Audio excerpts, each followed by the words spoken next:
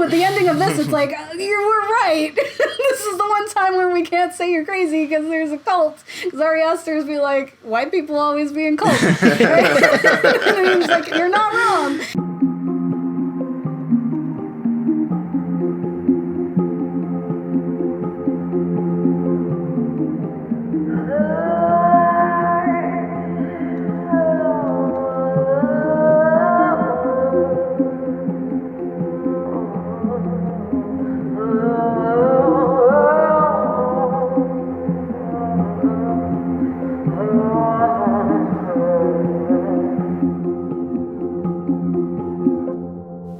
Hi, I'm Kat.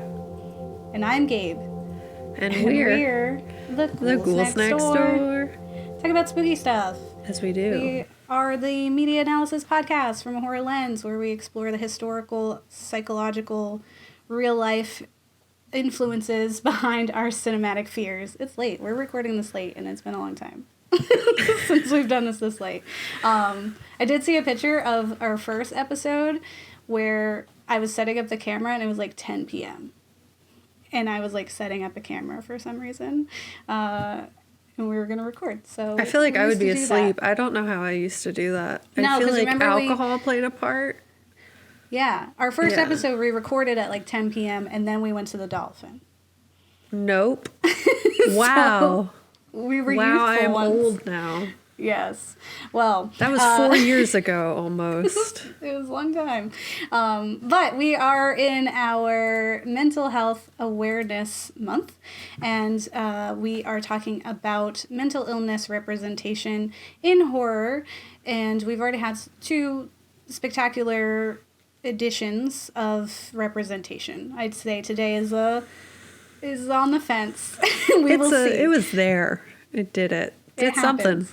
We'll definitely talk about how we feel about it. So today we're going to be talking about, honestly, long overdue. I'm sure people are like, how have you not, as a horror podcast, talked about Hereditary? But we thought, you know, we've given Ari Aster a run for his money for a long time and on our own. So we wanted to invite some friends in to talk about the film with us. So we invited Captain Nostalgia and Black Nerd Magic from the Victims and Villains podcast. Welcome. Hey, and I just want to say that I don't know if depending on how this goes, if this turns out the same way that Midsummer did for you guys, we might not be friends anymore. We'll see. We loved Hereditary when it came out. As a film. I like it as a film. Did it make me feel great about mental illness? No. It was like kind of rude about mental illness, but the film itself, solid, scary, good fun, yes. Liked it. First time we saw it, excellent. It just hit different the second time in terms of like looking at it critically in terms of mental health. And it hurt a little bit because it hurt a little bit. But it's still a good film. We're not saying that it wasn't a good film. It was a fun time. Yes. But did it make me feel like having kids with mental health issues as a hereditary thing? Like that could have been I don't know. I'll get into it in my section, but it was a little rude in that regard. But it's okay. Yes. Yeah, okay. And we'll definitely unpack it because I have some things to say, and I was like, I'm still on the fence. There are some things where I'm like, okay, I think similar to Midsummer, where at the end I was like, I see what you were doing, and then I see some things that we let drop, and I see some things that are good. Yeah, there was good stuff, bad stuff. It's okay. Like most films. But for people who don't know, we have actually been guests on Victims and Villains a few times. Twice for just your regular show, and then another time for Fears Tribulations with Kat as Sadness and myself as Love, which is polar opposites, which was super fun. And so every time we're like, when are we going to get you guys on here? We're super slow. We're very much like, we just get the stuff done and then we go and we forget that other people need to have opinions too. Well, could you all start by telling our listeners about Victims and Villains, what they can find there? Sure. So Victims and Villains is a nonprofit and a podcast that educates and engages individuals on mental health awareness through suicide prevention through pop culture. We have a little bit of something for everyone. So when you come to our content, whether you are a reader and want to know if a movie is good, we got you covered. Whether you want to hear us talk about film, food, we do a lot of movies reviews. They're just gonna want to say that horror, comedy. We've done a little bit of everything. We do B movies. We've done The Room. We've done Showgirls, and we've done revered classics that are quite literally escaping my mind right now. But yeah, so we do it all with the purpose just to let you know that you have value and that you are loved, and that if you need them, hey, let's have a conversation about mental health. And also at the same time, all of our episodes come equipped with mental health statistics and also encouragement to check out our mental health resource library as well. Yes, and people should do that, especially like this month, definitely, but always as well. That's something that we always appreciate about your show, and that, you know, we work hard to include, you know, resources at the end of our episodes and our show notes, so that whatever it is that we're talking about, we're providing next steps. So it's not just like, here, feel sad about this thing, and then just wallow in it. It's like, feel sad about this thing, and now here's ways that you can help, or here's ways that you can feel better, because you're, you know, doing something to the world. Close, could you tell us a bit about what you do for Victims and Villains? Pretty much what I do is I'm a co-host. Josh, you know, he came and asked me via, I think, Facebook Messenger about a couple of years ago. I was just new into the film scene, really starting to become a critic and going to screenings and everything. And I ended up linking up with Josh, happened by chance or by luck. I can't really exactly remember it, but me and him hit it off pretty good. And I'm a writer, I'm a co-host, and me and Josh have actually done a pretty good job of bringing together film series. We have done diversity film series for the last 2 years, which celebrate films of people of color and African Americans, where we try to paint them in a more positive light than what we see in the mainstream Hollywood, where slave films and films about criminals and drug addicts and thugs and all that are more of the storytelling method they want to show people of color in. But we try to show them in a more better light. And also, we're also about trying to reach out to people who are going through mental health struggles. I mean, now mental health is not a thing where you can sweep it under the rug and just leave it there and not talk about it. Like, no, this is something that is affecting a lot of people, and social media has kind of accelerated that as well. So we are all about, anytime we watch a film, whether it's good or bad, we always try to make sure to spotlight moments in the film that speak to mental health. And mostly our goal is try to reach out to anybody that's having issues or problems. Like, if they don't have anybody to talk to, then they can come and listen to us, and they can feel like that we're talking to them through our love of film. Yes, and I definitely feel that. I enjoy, like, one, there's so many films and so many things that you guys cover where it's just like, I haven't gotten a chance to watch that, but I can get so much from it. And I always appreciate those little moments where it's just like, and also we could be real. Like, definitely appreciate that. When we first pitched the idea to have you all, when I pitched the idea of this series to Kat, I was like, well, we're definitely getting Victims and Villains on, because it's just in line with what you all do. And, you know, we've been trying to figure out how to get you all on here. We originally had the idea to do... Daniel Isn't Real, I think it was called. And then we switched over to Hereditary, and we're told that, Calista, you got really excited when we pitched that. Can you tell us a bit about why you were so psyched? Well, Hereditary is a special film in my heart because that was the first film screening I ever went to in my life, was to see a advanced screening of Hereditary. And I remember the first time watching it, I kind of like dismissed it. Not really say that it was a bad film. I thought it was quality. I thought it was well made, but the last half just threw me for a loop. And I was like, okay, Reasonably. I don't know what that last half was, but I'm not feeling it. And I kind of dismissed it.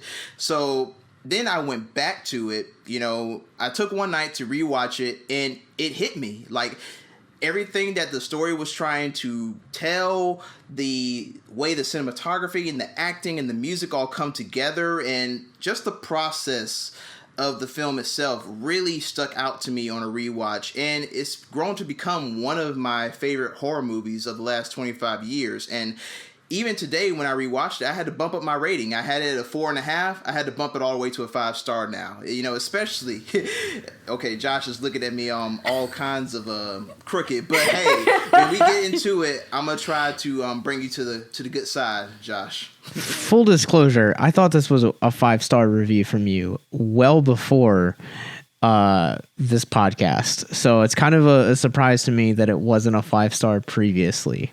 I was teetering on the fence. You know, my 5 stars, they're not easy to get. Like, it's hard to get. So you gotta do some magical stuff to get a 5-star from me. And this film, it really did it on this third time around. I guess 3 times a charm, as they say. Mm-hmm. Yeah. We had actually watched the Hereditary at a friend's house, and it was quite an experience for us. I mean, like, this was our first interaction with Ari Aster, and we actually really enjoyed it. Yeah. So it was like the first time. But we watched it. We went to our friend Debbie's house, who actually, she is in our episode about David Cronenberg. And so she loves horror as well. And so we were like, yeah, let's go and watch this horror movie. She's like, I rented it from the library. Like, it was like this like lovely excursion. So we went to her house, and we were just like walking around. She has this huge like 3-story house. And we were like walking through, and on like she all throughout her house she has these giant paintings that her husband puts together, and they're like really like elaborate, beautiful paintings. And she had this photo on her fridge of her from like years ago in front of one of his paintings, and it's like super large. And I grabbed it from the fridge, and I went to ask her, like, when was this taken? And in the middle of that sentence, we hear this crash. So we run to the living room. The photo, or the picture from that photo, the painting, was on the ground. Like, it had fallen just off the wall at the same time I grabbed this photo. And we were like... Deb was we like, can't watch I this brought film the now. ghouls in my house, and the now house there's is haunted. ghosts. Yeah, it's haunted now. So with that energy, we then watched this film, and we were like, in her, like, she had a projector screen. It's like pitch dark, great surround sound. We're all, it's just like all of us like cuddle up on these couches, like watching it, and I just remember us all like silent like the entire time, especially after that scene. I think we all know what scene it is. And just being like, what happened? And then the rest of the film happening and being like, what is happening? Why is this happening? And the reason, like, us loving that film was why we were actually really, really excited for Midsommar. And we, like, rushed out to watch it when it premiered. Like, we went to like a midnight screening, and we never do that. Yeah, I don't stay up past 10, so it's a situation. So I was like, we have to go. It's going to be great. And then we were upset within like 5 minutes of that film, and then it was over. Watching it the These second can't be time, killing grandpas. It still makes me so upset. And that's just because me and my grandpa are best friends, and I just don't like seeing old people die. But it just upsets me. Yes. It's nothing. Yes. It's a fine film. It's fine. Well, not Hereditary, Midsommar, but yes, continue. Yeah, Midsommar's fine. We'll talk about how we feel about Hereditary. We'll give it, but we were in the boat of it being a favorite in the beginning, and I think Kat and I might be diverged from each other for the first time in a long time. But this film, for people who are wondering, Hereditary is from 2017. I don't think I updated this. 2018. Okay, it's been a long time. And it is directed by Ari Aster, and it is about a grieving family is haunted by tragic and disturbing occurrences, which is an incredibly vague synopsis. Thank you, IMDb, because you're keeping all the deets to yourself. For that one, you're like, no, this is going to be in the secrets. And I think in the second watch, while wearing our media analysis glasses, like not just watching it for fun and for like a horror lover's sake, I didn't love it as much. Like, it wasn't like as exciting. In the second watch, Celeste, I also like started to notice more of the cinematography and more of the intentionality with like art direction. There's like, I'm like still like, I want it. It's like there's like a a sculpture where it's like the house on the lawn, and under it is like underground, but there's houses kind of stacked on top of each other, like in ground. Like it's supposed to look like you're built upon the remnants of other houses. Like, but it's just a piece that's just there. Like you see it a few times because there's houses throughout the whole thing, because it's all about, don't throw rocks in glass houses, all that stuff. And like, I'm in love with that. But I was definitely like, it's so blue and there's pops of things. Or I was like, because I spend a lot more, like, I know what's happening. So I'm not so much like looking for like the jump scares and all, or just like the shock value of things. Instead, I was looking and being like, oh, this is like, catching the little things in the corners, or just like appreciating the color coding of everything. It's all blue. It's so blue all the time, unless they're evil and then they're wearing red. And so it was like, those things were really nice. And even catching, like, I totally miss the like school conversation, which is like, whenever there's a school and there's a lecture happening, like, you need to pay attention because they're telling you the plot of the film, like, always. So I was like, oh, so this time I was listening to the school conversation. I was like, oh, okay, yeah, you're doing that too. So I enjoyed that. We're asking 2 core questions in this series. One is, does it appropriately represent the horrors of mental illness? And does it inspire empathy or compassion towards an individual mental illness? And so I think this film wants you to actively fear hereditary mental illnesses. If it wants to put people into the shoes of anyone who is afraid of inheriting a mental illness, having already survived or experienced a loved one kind of lost. Like there's certain terminology that's used in this film, like Annie says that her mom, when her mother's mind was polluted, she was like this, and when her mind wasn't polluted, she was the most loving woman in the world. So there's definitely like this, she has this residual feeling about the mental illness, and there's a constant like looming threat that's coming for you, and this film really wants you to feel that. And so there's a part of that where I'm like, okay, but for for someone who's on the outside to like kind of understand and empathize what that fear can feel like and how it can spiral out of control, and feel like it's out of your hands. Yes, for anyone who might have that already, it's probably really triggering and worse. Like, watching that and being like, oh, now I feel guilty if I do want to have a family, because you're just solidifying all of the fears that I already had about doing that. So I don't feel like it necessarily inspires empathy and compassion towards individuals with mental illness, but it does inspire people to kind of maybe realize that it is a real fear. So for me, the feelings that I have about this film in particular is it's interesting because the way that you guys are approaching this, because this to me isn't necessarily a movie that, while it does deal with mental illness, I feel like it's much more of a journey through a character going through grief and kind of the grief process. But, as the film kind of progresses and the more that Annie ends up kind of finding out more and more about her mother and kind of about the sickness that she has, and it's interesting to kind of see how she reacts and responds to everything. And I don't necessarily know if I've actually looked at it the way that you guys are looking at it. So I think it's just kind of be one of those conversations where I'm going to be learning a lot from you guys, and then kind of going off of the things that you guys said, because you guys have a really interesting way of looking at films a lot differently than I do, and vice versa. I think that's why our brands work really well together. Yeah, I agree.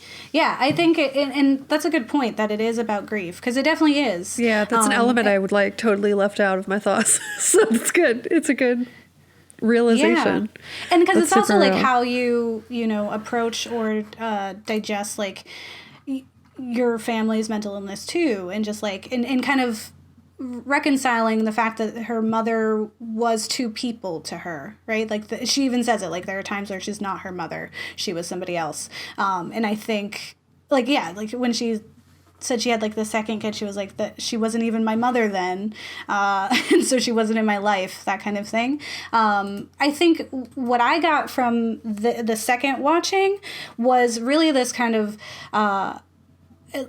like you're doomed to repeat the same mistakes, like history, because throughout the film we kind of see Annie slowly becoming her mother. Like, she starts to do the things her mother did, and her family starts to do the things that her family did that we hear from that little story.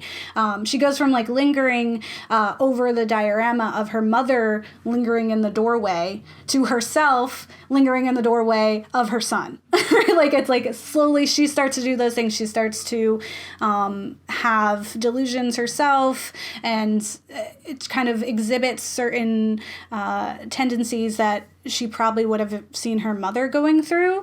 And it was really interesting for me to see in this second view, to see all the ways that, like, she told us the one story about like what happened to her mom, and we see the little pictures from her art and then see her doing that.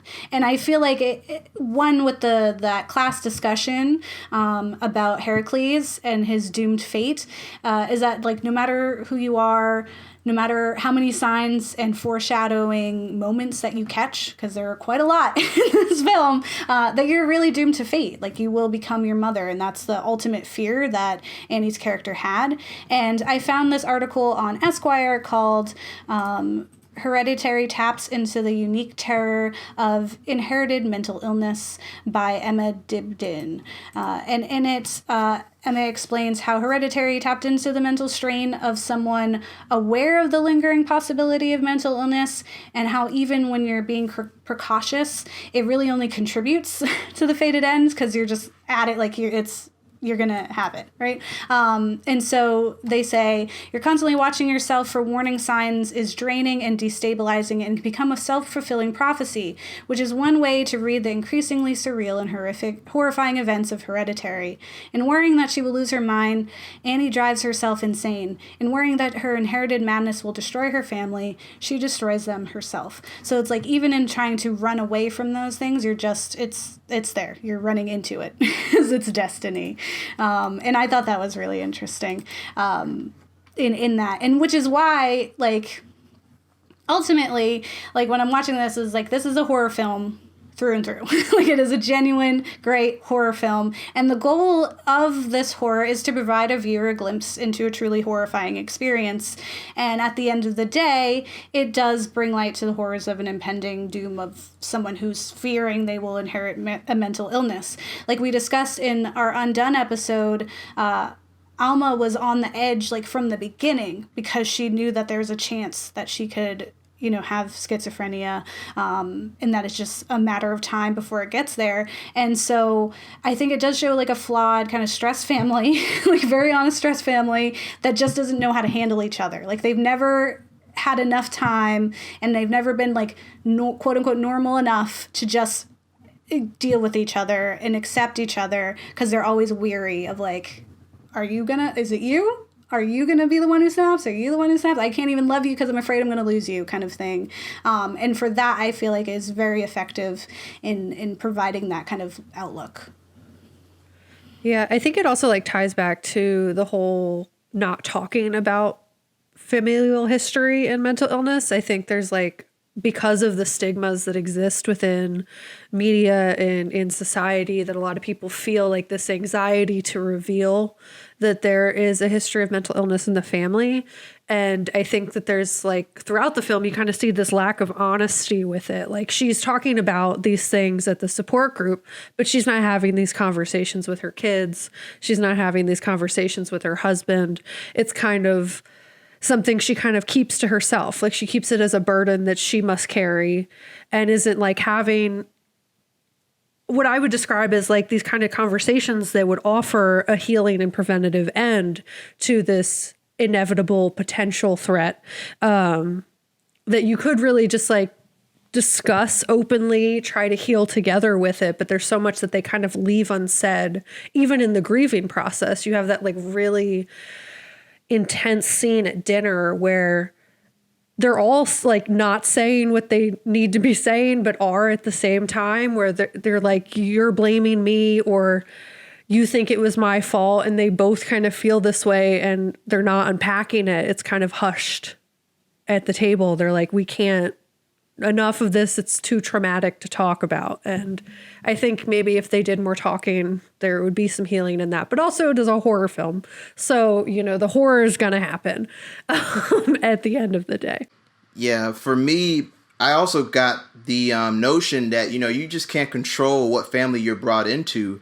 I mean, there are so many times in life where there are kids, you know, who are born into families, and maybe this family, like, there's a genetic disease. Like, maybe this family, there's diabetes that runs as a family, or maybe there's alcoholism. Matter of fact, for me, the one thing that my grandmother, when she was alive, that she was fearful about when I was growing up was that I was going to become an alcoholic, because on her side of the family, her family tree was full of people who abuse alcohol, and she was worried about that for me. And like, thankfully, I didn't end up on that side of the coin. But there's people who come up and they ended up winning the genetic lottery, so to speak, and they end up getting these inherited diseases, or they end up getting these inherited conditions that affect, you know, their mental health, and it's something that they can't control. But from the outside, people look at you and they judge you for having those things, but they don't understand that it's something that was going to happen. You couldn't control it. And I think in this film, eventually what happens to this whole family is something that they couldn't control. Like, from the beginning of the film,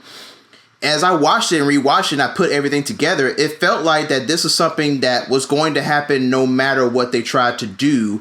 And it also speaks to the fact about being in a family and hereditary diseases and things that are passed down. There's nothing that you can really do about it. Like, you can do all the right things, you can make all the good choices, you can be a good person, but sometimes life throws you those curveballs and there's nothing you can really do about it. And it's kind of like you're just a train headed to your fate and there's no brakes to stop it.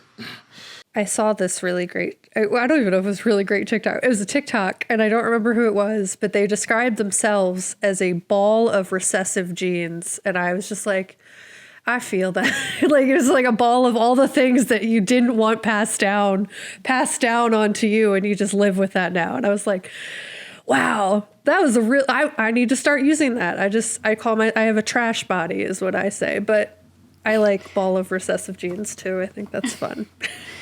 Yeah. Sorry, go ahead. No, go ahead. Celeste, to your point, I think that, you know, you can take steps to start to prevent some of those things. Like you talked about alcoholism running into your family. And I've talked in the past about addiction running in my family. And, you know, while those aren't, you know, outright something like, oh, cancer, diabetes, or asthma, or, you know, physical sicknesses, those are definitely stuff that play into mental health and mental illness, and stuff that can be passed down from generation to generation, because, you know, we watch the generation that comes before us, and sometimes it's all about how you respond. For me, going through a lot of the things that I went through and seeing certain family members turn to certain vices, I was like, I don't want to do this. And now a large portion of what we do with victims is helping people undo addiction from those exact vices. And so it's about taking steps and being practical to kind of undo mental illness that has been, for lack of a better word, passed down to you hereditarily. I don't know if that's a word. Yeah, I mean, it's all about breaking the cycle. You know, they usually say that many generations of a family, they'll have this like one thing that's held common, that's held the family back for so long. And like usually the next generation, there's hope that they can eventually break the cycle.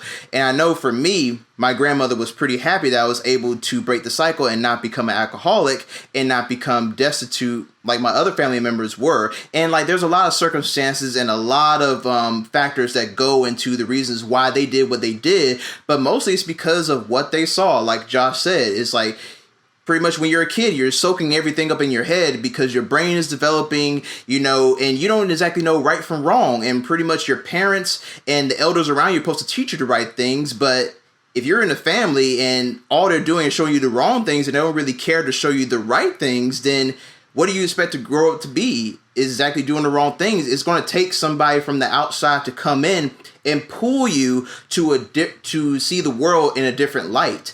And I think that is what's plaguing a lot of people who do end up addicted to vices, or who lead lives that probably they make choices that are criminal or doing illegal activity. It's because they've seen this constantly on a loop growing up for 10 to 15 years. And so they haven't seen anything different. They haven't seen the world bigger than where they are.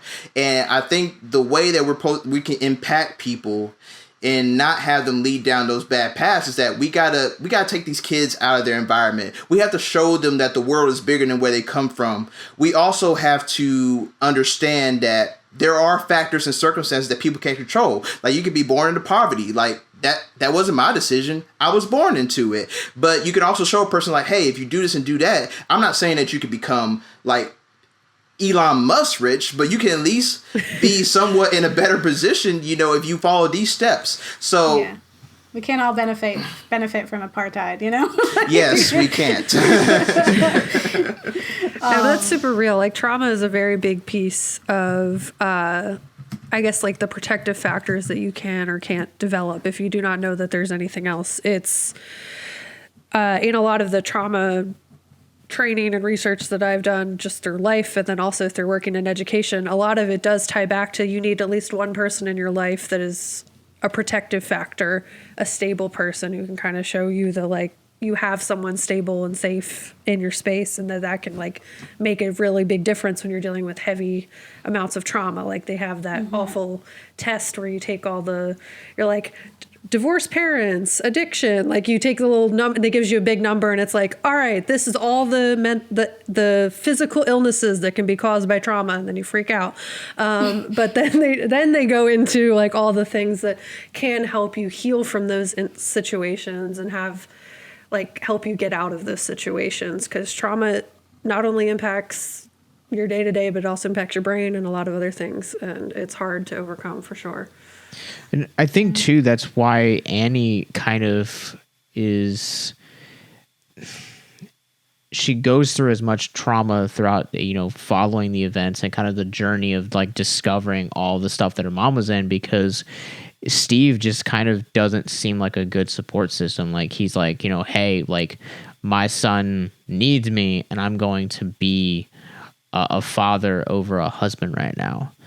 And, I think that kind of plays into a lot of what you're talking about, Kat, is what we gotta get to see is her toxicity because of that lack of support and that lack of one person grows to a point to where it ultimately ends up costing her life. I don't know if we're in spoiler territories or not. So you totally can. Yeah, spoiler we always time. put our little spoiler thing. I think. Similar to what Kat was saying, right, is that she also blocks herself off. She's trying to be that's the past. I got out of it. It's different. I'm exempt, and not acknowledging the fears that she has. Even so much as when she has that dream where she admits to trying to not have her child because of those fears. That is something that she's pushed deep down, and she wouldn't say outwardly, but it's something that she's grappling with all on her own on this little island. And I think despite what this film might be trying to tell us sometimes, that it isn't hopeless, that if, especially what we saw in the other films that we covered too, is that in exploring the people who created it and people who experience those things, is that it's not the end of the world to have schizophrenia or to suffer from delusions or to have mental illnesses that do that or to inherit those ones, right? Especially if you're expecting it, then you can kind of get in front of that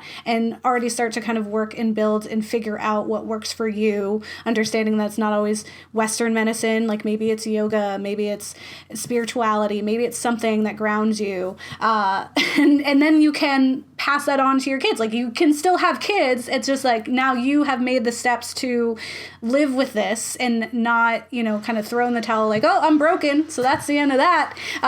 It's we just don't talk about it. This is a don't talk about it household. We're just all going to sit here silently and in a ball of stress, and then get decapitated at some point. 'Cause that's the Everybody message that loses Ari their Aster heads. is trying to send. Everyone loses their heads. Decapitation is inevitable. She never catches a break. She never catches. I was like, when we first started watching it, I was like, Kat, remember when her husband just gets set on fire? And like literally, the movie was opening. I was remember her husband just like on fire. Like she just could never win. Nope. Similarly, to you all come from a family that has a plethora of different obstacles, from addiction to alcoholism to diabetes and mental illness. Like it's a whole, like you said, all the recessive genes, a big ball for me. And it is always looming. And I also come from a family that is very much like you don't air out your dirty secrets and you keep everything together. You don't go to the doctor or like a therapist and tell them your stuff. Like if you're sad, you just get over it kind of thing. And that has not proven to be effective way of dealing with those illnesses or any of those situations, and has only caused more harm. And so seeing that, like you were saying, Celeste, has for me and like my cousins or similar age group have looked at, our parents or like, aunts, uncles, what have you, and have been like, no, I'm not doing that. I'm going to, actively work towards a better future where we're not doing that. And then we can show our kids that, like, that's the wrong way you do it. This is the way you can do it and how you can live with it. But it can be really, really scary. I think, with this whole series, every time it's just that fear of like, what if I am also this and what I'm seeing isn't real? And with the ending of this, it's like, you were right. This is the one time where we can't say you're crazy because there's a cult. Because Ari Aster's be like, white people always be in cults. Right? And he's like, you're not wrong. But also, you're not right either, And so this one time, it was correct, the illusions and the fear. And that I think outside of a horror movie, it would have been fun. Right? It's like, usually if you're suspecting that, your house is haunted and there's that your mom's in your attic, conspiracy filled with maybe flies. It's time for some help. Yeah, it's time for some help, or just leave. I don't know why everyone came back to this house. Why do you keep coming back to this house? You pick up the kid after he smashed his nose. You go to a hotel, and we call mom and say, "Sorry, figure it out, and we'll be back later." Or you tell mom to come to the hotel too. I don't know. You just did not need to stay in the house. I think that is something that a lot of horror movies do wrong. I don't even care if you got to sleep outside, sleep somewhere that is not in that house that is clearly filled with dead things, ghosts, or cultists. Like, yeah, Steve ain't got no friends. But it wouldn't be a movie if this did not happen. So yeah, it's like I saw the old version of the Amityville Horror a couple of weeks ago, and like the whole film, I was just screaming at the family like, just move away from the house. Like but at a point, like you said, there is no film if people don't make bad decisions. So, well, I mean, do we really want to open this can of worms right now? Hey, let's open it. We're already here. Because it's like the Conjuring says, like, you can leave, but it'll follow you. They're gonna follow you. I mean, that's true. Except for Amityville, there's no money for Ed and Lorraine Warren if you leave the house. There's no money for those demonologists if you leave the house. There's no excuse. There's no book deal. / future movie universe. Yeah, there's no James Wan cinematic universe if you stay in the house. Yeah. Exactly. Yes. Is it good? Now, I wanted to go back to the dinner table conversation that's in the film, because I think it really spots like exactly the reason why, when we have things that are eating us up inside, such as problems, like, it is very important to have communication. It's very important to have somebody to talk to. Like, I know for people, when they see that blow up that Toni Collette has, like, they're kind of like in fear. But me, I was clapping because I was like, yeah, she's finally letting out what she's been holding in the whole time. And I also love that the son, Peter, is also getting a chance to say what he really feels as well. And even though it may hurt, it may be brutal, and it may not be something you may not like to hear, it's always good to alleviate you of that stress and that hesitation, because it doesn't do good just to keep problems just hidden inside you. First off, that Toni Collette scene was like bringing back memories because that was my mom.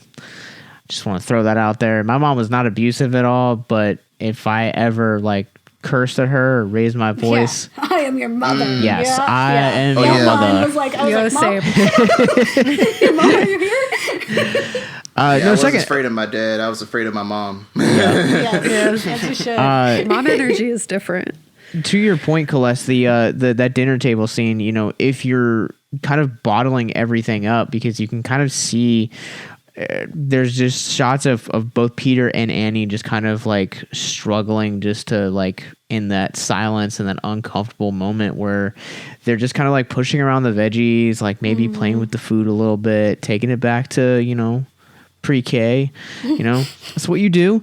But then that eventually manifest to the argument that you're talking about, and eventually that is the result if you keep it in. Like if you don't address your feelings, or if you don't have that one person that you can communicate with in a healthy way, and you're like, oh, I'll just bottle it up, I'll talk to them, you know, next week or whatever, it's eventually going to spill out in that capacity. And then you're going to say things a lot more violently and a lot more hopelessly than you ever originally intended to do. Mm-hmm. Yeah. Yeah, I definitely really felt for Peter, like that whole, because it's like, poor baby. like how do you walk into that house knowing that what they think of you, right? And like knowing what they're expecting of you, what they're not saying, but they definitely are feeling, and having that his whole life, like the fact that she, you know, admits that, you know, she had the paint thinner and all of that, like his entire life he has felt unwanted and has to live with that. And so him sitting at that table and seeing her and knowing what she's thinking, and she's not saying it because she's not the person to say it because she keeps it all down, for him to be like, no, just say it. Just tell me what it is so I can hear it for once and for all. So I'm not just stewing in my own head of what you're thinking. Just do it. And now it's all out in the open. We can be honest with each other. And like every minute I felt for Peter. Like it was just like, he just cannot, like she has a lot of stuff that's going through, but he really is like top victim of this entire thing because he hasn't even gotten to live, and he never had a chance. And if anything, we're seeing like if he did live on, spoilers, probably would have, replicated similar actions that his mom did, because that was probably her, like, living too, was like her brother dying, her father dying, and her having to look at her mom across the table and being like, what are you doing and why? You're supposed to be the anchor, and not, so it just like keeps on going because nobody knows how to talk to each other. And there's even a point too in the movie where she comes in and tells Peter that she never wanted to be a mother. She tried to take an abortion. The abortion just didn't take. And I mean, that's a really heavy scene to watch and endure. Mm-hmm. I mean, Arthur has some like really uncomfortable moments in this film.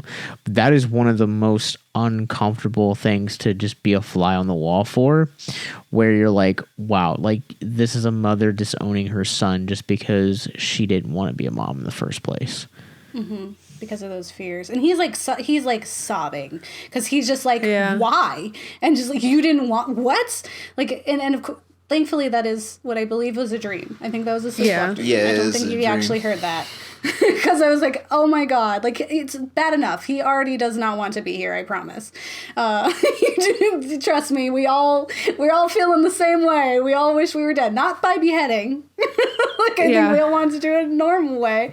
But yeah, I think that and even just like the paint thinner situation too, because that's, a form of abortion too. It's just like, it was like subtle, and then it was not subtle anymore. It was like, no, just right on, like Ari Aster does that really well, where it's just like, I'm going to hard hit and then also do some soft hits, and really like, you can't ever like breathe when it comes to him.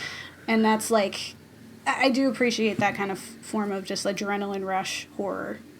Yeah, he does the tension building very well. Yeah, he uses silence, ambient noises. Like it's a great score in this film, but I admire the scenes where like there are characters walking in the house and there's nothing but silence, and you're just hearing the footsteps and you're hearing dogs barking outside or just nature outside, and then you just don't know what's coming around the corner. But like the great thing about this film is that it's not the usual like, oh, a jump scare is about to come, or oh yeah, this is going to jump right out of the door. No, it's all very subtle. Like it took me a rewatch to even notice that Toni Collette was up on the ceiling during the last half of the film. I didn't spot her once at all. And then on the rewatch, I was like, oh my gosh, she's been up there the whole time. I straight up cackled when I saw her. I was like, no, shut up. I was like, they got her. Right now. And then she like scurries out, and I lost it. I was like, I was in so much fear, and then that happened, and it was a great like, oh my god, what like humor moment. That I think one of the scenes that I really really appreciated, and it's I'd say my all-time favorite scene that like Ari Aster could ever do, and it was the decision that after Peter comes home from the incident and he's laying in the bed, and then you hear like it's the morning, and you hear Annie leave, and she goes out to the car, and we never leave Peter's face, and he is just out of it because he what would you do, right? And he's out, and you just hear her. And then it cuts to just like her in that scream. But you hear that scream because it's like that build up because she's walking and she's like, you know, oh, have a nice day, honey. Love you. Like, because who's going to imagine this? And then we walks know, out and just, we saw. Yeah. And that whole time you just hear her and she's outside and there is a good amount of time that passes before she realizes what happened. And then you hear it. And it's just like, because the whole time as a viewer, you're just like, what just happened? What did I just experience? And I will say that like Ari really does a good job of getting that that completely destroyed emotional scream, because like Danny has that in Midsommar after her family, like that like visceral, just like the world has ended. I just want to die. And I even said to Kat, I was like, I think that Danny even says, I just want to die, the same way that Annie had Tony said that. does, yeah.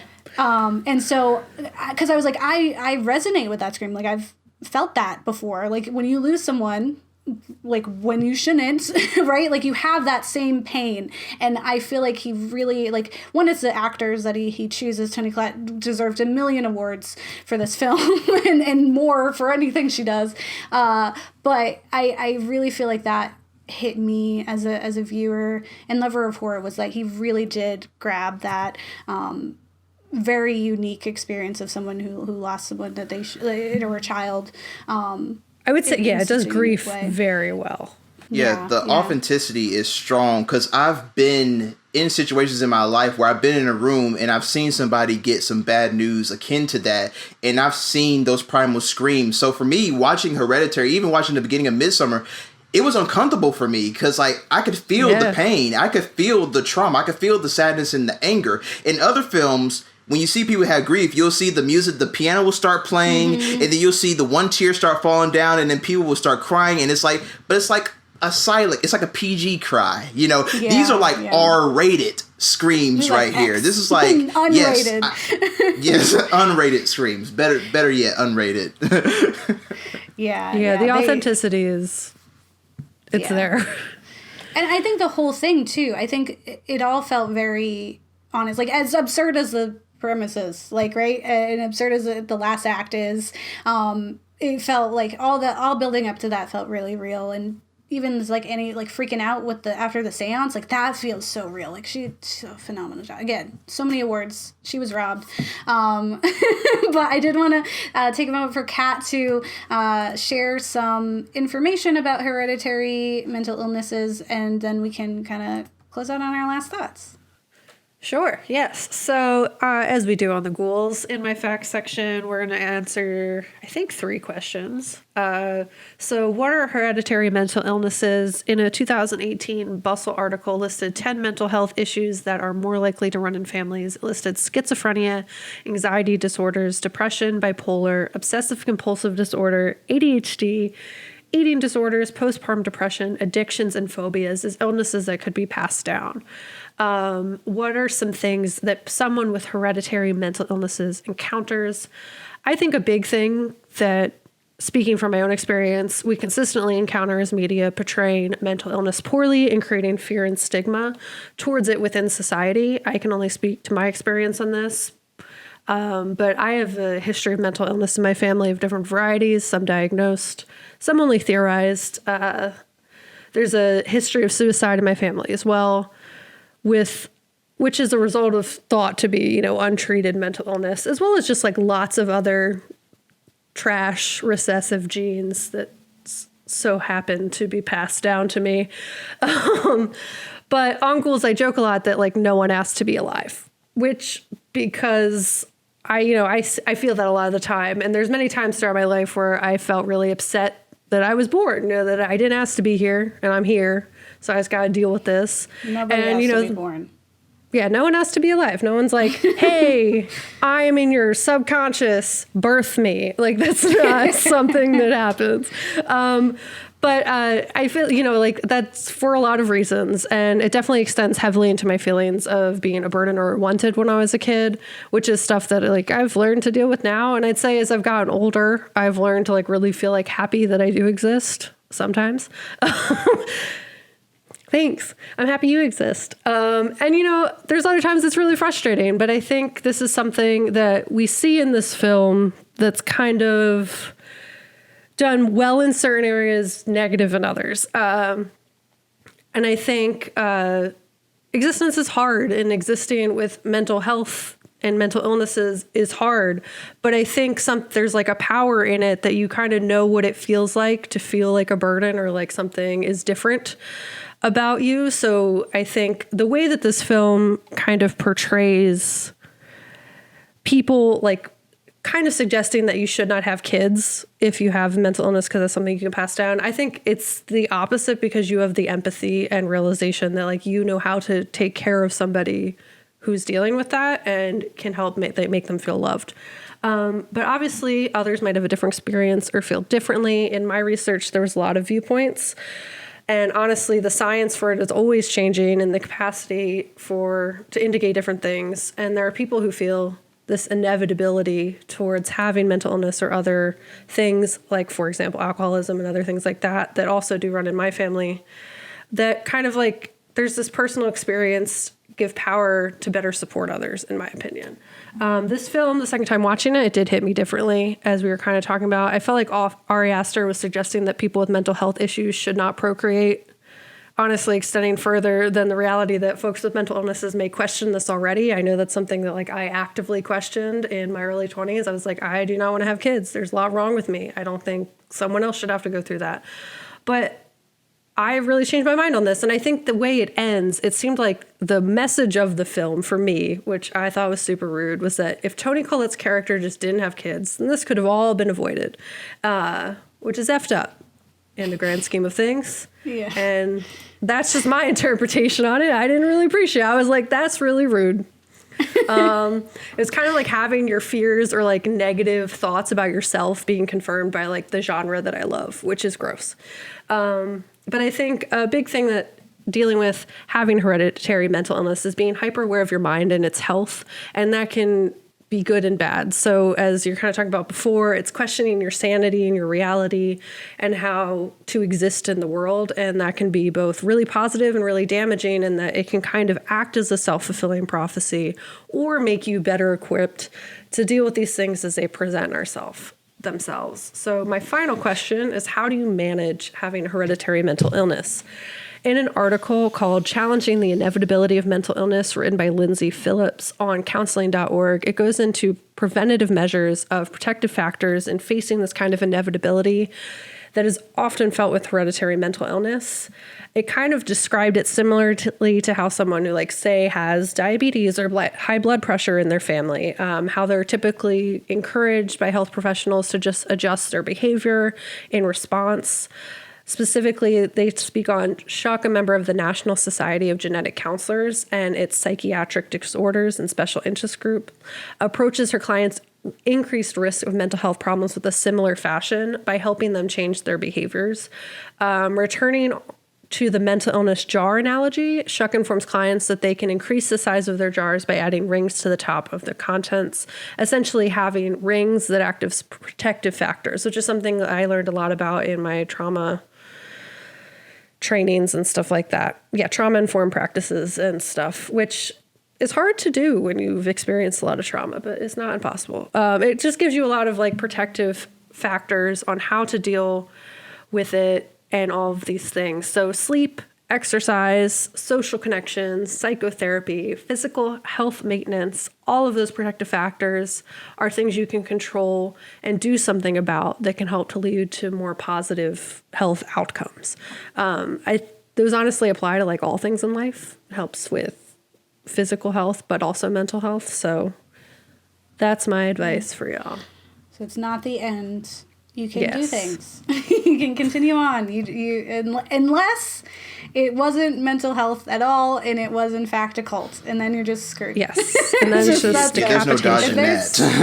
If there's one of the 7 or 8 demons of hell, is it 8 demons of hell? I mean, what and why? Why do we want them here? What is he gonna do? He gives you riches or whatever. Why? But you have to be naked for him. Like, I don't want to. Like, if it's a requirement for me to be naked for a demon, I don't want to do it. Can we address that? Like, all of Aster's films thus far always have naked had people, naked folks in it. Yeah, graphic nudity, graphic. Graphic Like, and it's old like white people. it's like elderly graphic too. So it's like kind of like Shining disturbing. Yeah, it's like, why? And like, no, the one messed up is the one cultist, and like when Peter turns around after seeing his dad is just charcoal, and he's like in the closet, and it's just like he's naked, and he's just grinning. He's just like, and I was like, I'm so thrilled. I was like, sir, do not smile at me. Like, I was like, how dare? Like, you can have a creepy like glare. You could just look out and do not smile. Like, now you have crossed the limit. Do not. Like, I'm like, no, we are not friends. This is not a fun time for me. How dare you? I did catch, like, one of my exciting things was cinematography again, is like when at the end where it's like the daytime you see all the trees, the birch, and then it cuts to darkness, and it's not trees, it's the naked people in the yard in the darkness. I was like, Kat didn't catch it this time either, but I get excited every time I see it. I'm like, people in the yard. I remember I screamed when we were watching it that first time. I was like, Yeah. I also caught how it lingered like just entirely too long on the pole when he was driving to the party. And I was like, why did it do that? And then when it happened, I was like, oh, that's why. Okay. Also because it had this cult symbol on it. It did have the cult symbol, yeah. I didn't catch that the first time. I did. I missed it this time too. Yeah, I caught it this time. So it makes me think, was this like all part of a grand scheme for Charlie to end up the way she did? Well, yeah, because they had to get rid of her body because she wasn't a male, and for some reason they needed Charlie, which is also rude. Nothing. Yeah, she was a temporary vessel for King Piman, and yeah. And Charlie's just like, okay. Like, I'm in my brother's body. My mom and my grandmother, headless, naked people. Why? Why am I doing this? And they're like, it's cool. And she's like, all right. I guess it is cool. I don't really see how I can say anything about it. So I do think it's a really fun watch. I think as far as horror goes, we'll be in the final video. People are going to watch a wonderful little clip we shared on our social media of Kat's partner freaking out about the ending of Hereditary. And the Spider-Woman. He's like, I will fight all those cultists. He's like, she had the audacity. I was like, no, the caucasity. To be on the roof. The ceiling scurrying around. So we're going to play that. Check out our social media for that clip, too. Fucking A! And then this bitch had the nerve to be a fucking Spider-Woman and just be on the fucking ceiling. This shit made no sense. And these naked motherfuckers, I swear to God, catching the face, all of them. It is not worth it. Because I was like, he's watching it. There's no, because he's not a horror lover. He does not like horror. And when she said he was watching it and didn't want any spoilers, I was like, you need to tell me his reactions every second. Yeah. If you've never seen this film and you don't want spoilers, it is a unique time. Because it's traumatic to watch, but it's worth it. It's a fun film. It's just like, if you don't like horror, it is like, whoa, that is a whole new element for you. Yes. Any last thoughts Josh Kless? Hereditary is one of the best psychological horror film of the last 25 years, and I will welcome anybody, if you can stomach it. And even if you're not a big fan of horror, if you are at least a fan of some horror, give it a watch. It's a must watch, in my opinion, and watch it again to catch all the little details. Yeah, definitely. I definitely want to echo Celeste. This film does a really good job at not only foreshadowing and leaving enough like clues behind in like the first like 2 acts to where you're constantly picking stuff out on like rewatches that you missed before, but also too it welcomes conversations like this one on mental health, mental illness, the relationship between parent and offspring, and just a number of other things that I feel like we need to normalize, so you don't have results like the dinner scene. Yeah. Talk about it in little pieces now, so you don't have a big burst later. I definitely think it's a unique horror film, and I did appreciate like it popping up. Like I was like, yay! And it's very A24. Yeah, we haven't talked about it yet, which is wild. Yeah. For people who want to give Victims and Villains a listen, or just to where to find you all, where can they? So you guys can, we are everywhere at Victims and Villains, Facebook, Instagram, Twitter, sometimes on Twitch, sometimes on YouTube. But you guys can follow us wherever you guys get your podcast from, and or you guys can also go to victimsandvillains.net, where you guys can find movie reviews, past episodes, and most importantly, our mental health resource library. Yes, definitely do. And we'll link to that in our show notes, so you can take a look. And where can people find you, Celeste? Y'all can find me on Twitter, Instagram, and even letterboxd.com under the alias Black Nerd Magic. You can find me on Facebook under my name, Celeste Davis, and that's spelled Caless, last name Davis. And also, if anybody else wants to check out another great podcast that sometimes we partner with and that I'm another co-host of, check out the Feeling Film podcast from our great friends in Pacific Northwest. Yes, absolutely. Well, thank you both so much. This was really great. I hope we didn't ruin our friendship with our tentative love of No, you're still there. I'm still here. I'm still right here. But Midsummer, y'all gonna have to change that up. Y'all need to give some love to that. Yeah. We gave a little. I need more. They did do a redux. We have covered it twice because of that, so we understand. Well, with that being said, don't get married. Delete your kids. I don't know what it is. And I was like, what happens in this film that I could like wear earrings for? And I was like, there's a lot of decapitation, so the